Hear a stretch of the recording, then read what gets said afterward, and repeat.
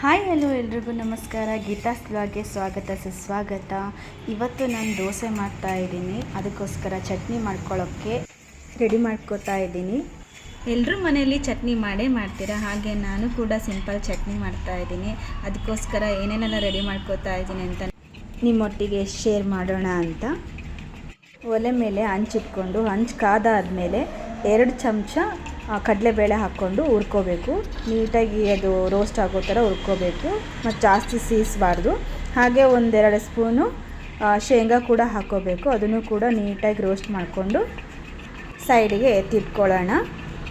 ಕಡಲೆಬೇಳೆನ ಹುರ್ಕೊಂಡು ಹಾಕ್ಕೊಳ್ಳೋದ್ರಿಂದ ಚಟ್ನಿ ಬೇಗ ಹಾಳಾಗಲ್ಲ, ಅಂದರೆ ಕೆಡೋದಿಲ್ಲ. ಟೇಸ್ಟ್ ಕೂಡ ಸೂಪರಾಗಿರುತ್ತೆ. ಈಗ ಮನೆಯಲ್ಲಿ ಯಾವುದೇ ರೀತಿ ಕೊಬ್ಬರಿ, ಒಣ ಕೊಬ್ಬರಿ ಆಗಲಿ ಹಸಿ ಕೊಬ್ಬರಿ ಆಗಲಿ ಇತ್ತು ಅಂತಂದರೆ ಒಂದು ಮುಷ್ಟಿಯಷ್ಟು ತೊಗೋಬೇಕು.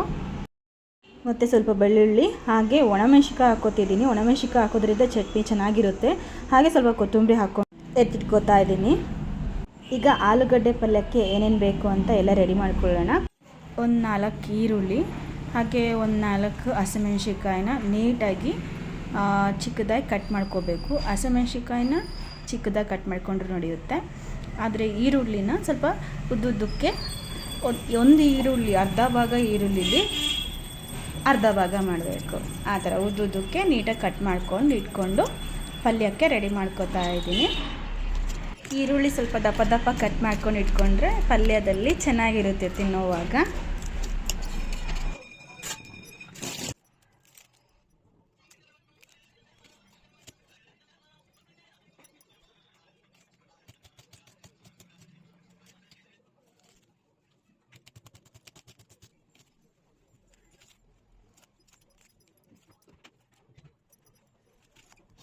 ಕಟ್ ಮಾಡಿಕೊಂಡು ರೆಡಿ ಮಾಡ್ಕೊಂಡು ಇಟ್ಕೊಂಡಿದ್ದೀನಿ.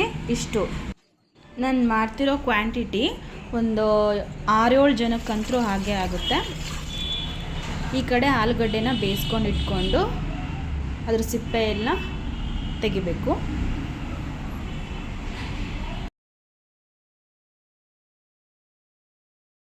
ಇದಿಷ್ಟು ಪಲ್ಯಕ್ಕೆ ರೆಡಿ ಮಾಡಿ ಇಟ್ಕೊಂಡಿರೋದು.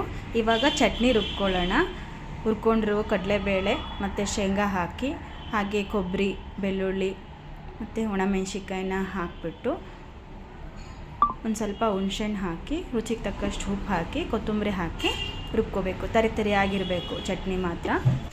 ಈ ಕಡೆ ಒಲೆ ಮೇಲೆ ಬಾಣಲಿ ಇಟ್ಕೊಂಡು ಅದಕ್ಕೆ ಎಷ್ಟು ಬೇಕೋ ಅಷ್ಟು ಎಣ್ಣೆ ಹಾಕೋಬೇಕು. ಪಲ್ಯಕ್ಕೆ ಎಷ್ಟು ಬೇಕೋ ಅಷ್ಟು ಎಣ್ಣೆ ಹಾಕ್ಕೊಂಡಾದ್ಮೇಲೆ ಒಂದು ಸ್ವಲ್ಪ ಸಾಸಿವೆ ಹಾಕೋಬೇಕು. ಹಾಗೆ ಜೀರಿಗೆ ಹಾಕ್ಕೊಂಡು ಅವೆರಡು ಚಿಟಪಟ ಅಂದಮೇಲೆ ಸ್ವಲ್ಪ ಕಡಲೆಬೇಳೆ ಹಾಕೋಬೇಕು. ಒಂದೂವರೆ ಸ್ಪೂನಷ್ಟು ಕಡಲೆಬೇಳೆ ಹಾಕ್ಕೊಂಡು ಅದು ಒಂದು ಸ್ವಲ್ಪ ಕಲರ್ ಚೇಂಜ್ ಆಗೋವರೆಗೂ ಹುರ್ಕೊಂಬಿಟ್ಟು, ಅಂದರೆ ಕುಟುಂಬ ಅನ್ನಬೇಕು, ಕ್ರಿಸ್ಪಿಯಾಗಿರಬೇಕು ಪಲ್ಯದಲ್ಲಿ. ಆಮೇಲೆ ನಾವು ಹೆಚ್ಚಿಟ್ಕೊಂಡಿರುವಂಥ ಈರುಳ್ಳಿ ಮತ್ತು ಹಸಿಮೆಣ್ಸಿಕಾಯಿನ ಹಾಕ್ಕೊಂಡು ಚೆನ್ನಾಗಿ ಫ್ರೈ ಮಾಡಬೇಕು. ಈರುಳ್ಳಿ ಬಣ್ಣ ಕಲರ್ ಚೇಂಜ್ ಆಗೋವರೆಗೂ ಅದನ್ನು ಫ್ರೈ ಮಾಡಬೇಕು. ಸ್ವಲ್ಪ ರುಚಿಗೆ ತಕ್ಕಷ್ಟು ಉಪ್ಪು ಹಾಕಬೇಕು. ಆಲೂಗಡ್ಡೆ ಬೇಯಿಸೋವಾಗ ಆಲ್ರೆಡಿ ನಾವು ಉಪ್ಪು ಹಾಕಿ ಬೇಯಿಸಿರೋದ್ರಿಂದ ಇವಾಗ ಪಲ್ಯದಲ್ಲಿ ಈರುಳ್ಳಿಗೆ ಎಷ್ಟು ಬೇಕೋ ಅಷ್ಟೇ ಉಪ್ಪು ಹಾಕ್ಕೊಂಡು ಫ್ರೈ ಮಾಡ್ಕೋಬೇಕು. ಹಾಗೆ ಈ ಕಡೆ ಸ್ವಲ್ಪ ಆಲೂಗಡ್ಡೆನ ಸ್ಮ್ಯಾಶ್ ಮಾಡ್ಕೋತಾ ಇದ್ದೀನಿ.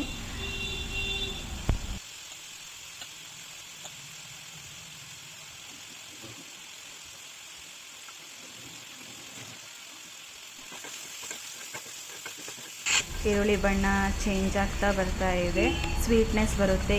ಇಷ್ಟು ಈರುಳ್ಳಿ ಕಲರ್ ಚೇಂಜ್ ಆಗಿದೆ ಅಂದರೆ ಸ್ವಲ್ಪ ಸ್ವೀಟ್ನೆಸ್ ಬಂದು ಚೆನ್ನಾಗಿ ತಿನ್ನಬೇಕಾದ್ರೆ ಚೆನ್ನಾಗಿರುತ್ತೆ. ಹಾಗೆ ಸ್ವಲ್ಪ ಅದಕ್ಕೆ ಒಂದು ಚಿಟಿಕೆಯಷ್ಟು ಅರಿಶಿನ ಪುಡಿನ ನಾವು ಹಾಕ್ಕೋಬೇಕು.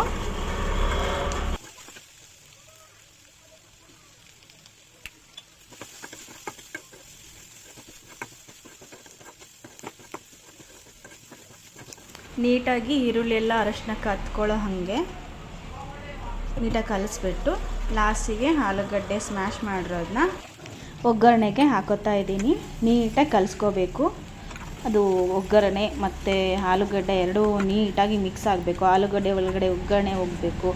ಆ ಥರ ನೀಟಾಗಿ ಕಲಿಸ್ಕೊಂಡ್ಬಿಟ್ರೆ ನಮ್ಮದು ಆಲೂಗಡ್ಡೆ ಪಲ್ಯ ರೆಡಿ ಆಯಿತು.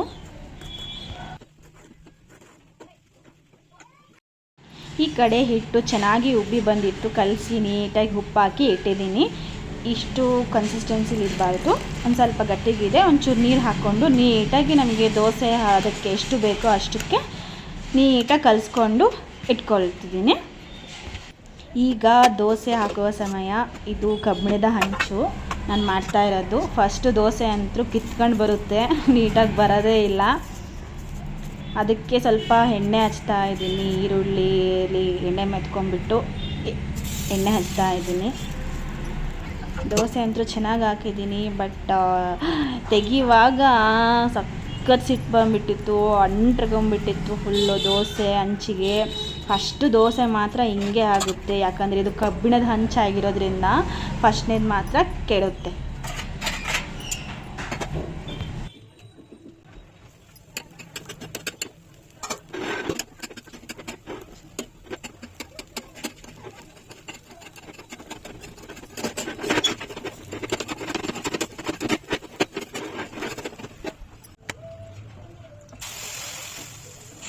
ಈಗ ಎರಡನೇದು ಹಾಕ್ತಾ ಇದ್ದೀನಿ ದೋಸೆ. ನೋಡೋಣ ಹೇಗೆ ಬರುತ್ತೆ ಅಂತ ಅಂದ್ಕೊಂಡೆ, ಬಟ್ ಚೆನ್ನಾಗಿ ಬಂತು ದೋಸೆ. ಫಸ್ಟ್ನೇ ದೋಸೆ ಮಾತ್ರ ಕೆಡುತ್ತೆ ಕಬ್ಬಿಣದ ಹಂಚದಲ್ಲಿ. ಅದಕ್ಕೆ ಫಸ್ಟ್ನೇ ದೋಸೆನ ಹೋಪ್ ಇಟ್ಕೋಬಾರ್ದು ಯಾವತ್ತಿಗೂ. ಅದಾದಮೇಲೆ ದೋಸೆ ಚೆನ್ನಾಗಿ ಬಂತು.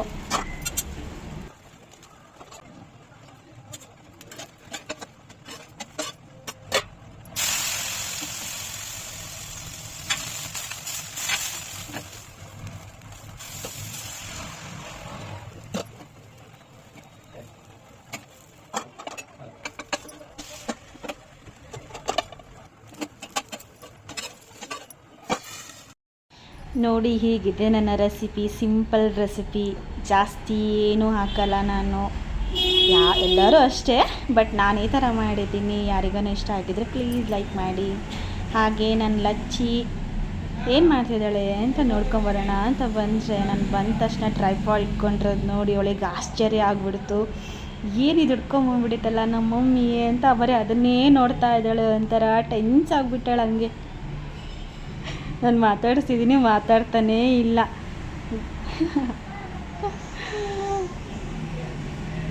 ಆಮೇಲೆ ಸ್ವಲ್ಪ ಕೂಲ್ ಆದಳು. ನೋಡಿ, ಅವಳಿಗೆ ನಿದ್ದೆ ಮಾಡೋದು ಅಂದರೆ ಅಷ್ಟಿಷ್ಟ ನನ್ನ ಬಂಗಾರಿಗದು. ಲಚ್ಚಿ ಅಂತ ಇವಳ ಹೆಸರು. ಹೋದ ವಿಡಿಯೋದಲ್ಲೆಲ್ಲ ಹೇಳಿದ್ದೀನಿ. ಇವಳಿಗಿನ್ನ ಇವಾಗ 2 ತಿಂಗಳದ ಪಾಪು ಇದು. ಎಷ್ಟು ತೀಟ್ಲೆ ಮಾಡ್ತಾಳೆ ಅಂದರೆ ನೋಡಿ, ಅದು ಟ್ರೈಪಾಡ್ ನೋಡೋವರೆಗೂ ಏನಂತ ಬೆದಕ್ಕೆ ಆಡೋವರೆಗೂ ಅವಳಿಗೆ ಸಮಾಧಾನನೇ ಇಲ್ಲ. ಸೊ ಕ್ಯೂಟ್ ಅವಳು.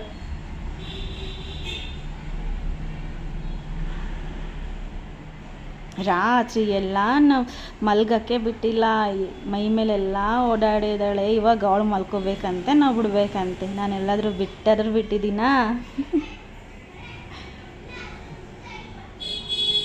ರಾತ್ರಿ ಮಾತ್ರ ಎಚ್ಚರ ಇರ್ತಾಳೆ, ಬೆಳಗ್ಗೆ ಎಲ್ಲ ಮಲ್ಕೋತಾಳೆ.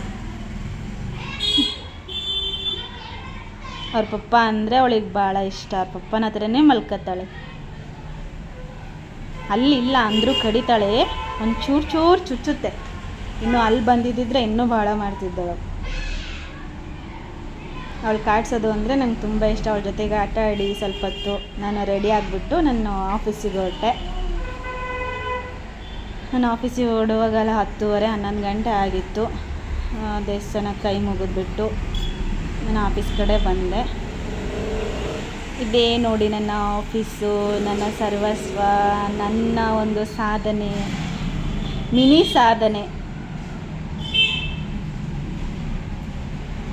ನನ್ನ ಮೇಲೆ ನನಗೆ ಹೆಮ್ಮೆ ಆಗುವಂಥದ್ದು ಇಲ್ಲಿ ಬಂದರೆ ನನಗೆ ನೆಮ್ಮದಿ. ತಿರುಪತಿ ತಿಮ್ಮಪ್ಪ ನಮ್ಮನೆ ದೇವರು. ಇವಾಗ ಸ್ಟಾರ್ಟ್ ಮಾಡ್ತಾ ಇದ್ದೀನಿ. ಕಸ ಹೊಡ್ಕೊಂಡು, ನೆಲ ಒರೆಸ್ಕೊಂಡು, ದೇವ್ರಿಗೆ ಪೂಜೆ ಮಾಡಿಕೊಂಡು ನನ್ನ ಇವತ್ತಿನ ಕೆಲಸವನ್ನು ಸ್ಟಾರ್ಟ್ ಮಾಡ್ತಾ ಇದ್ದೀನಿ.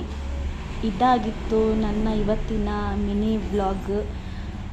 ಯಾರಿಗೆಲ್ಲ ನನ್ನ ವ್ಲಾಗ್ ಇಷ್ಟ ಆಯಿತು ಅಂತ ಅಂದರೆ ಪ್ಲೀಸ್ ಕಮೆಂಟ್ ಮಾಡಿ, ಸಬ್ಸ್ಕ್ರೈಬ್ ಮಾಡಿಕೊಡ್ರಿ, ಶೇರ್ ಮಾಡಿಕೊಡ್ರಿ.